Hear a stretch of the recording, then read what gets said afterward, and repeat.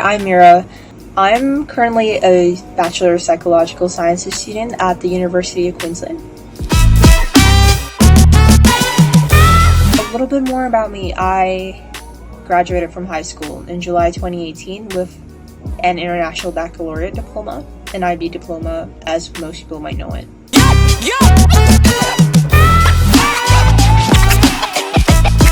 It's tough. I really think it's tough. It's definitely a lot more time consuming than the traditional face-to-face classes.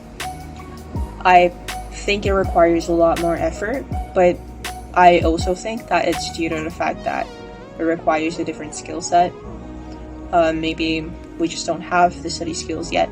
And another thing is that you don't necessarily experience like social loneliness, but I would describe it as academic loneliness maybe. It's kind of hard to get to know people doing the same courses or subjects that you're doing, and that just makes it harder to form study groups and having support from your friends. I mean, previously with face-to-face classes, you could just get to know someone in your tutorials and be like, hey, I don't really know how to do this assignment, what do you think?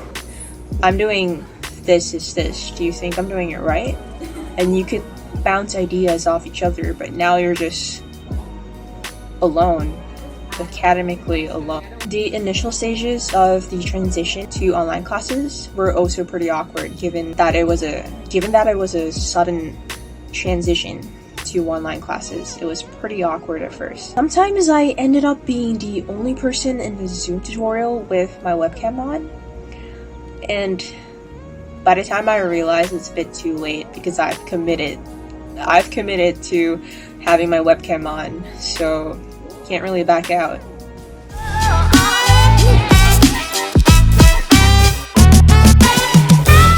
Another great part about online classes is that you can pretty much wear whatever you want. I mean, most classes might or might not have a webcam requirement, but that's completely fine. And just woke up, just throw on a hoodie.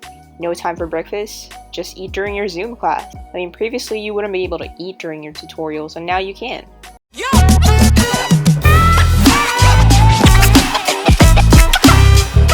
As much as online learning is hard, I kind of like how you can watch lectures in your own time, you can go on your own pace. Because sometimes your lectures are going to be pre-recorded and not live streamed. However, in keeping it real, I think this also takes a lot of determination and discipline.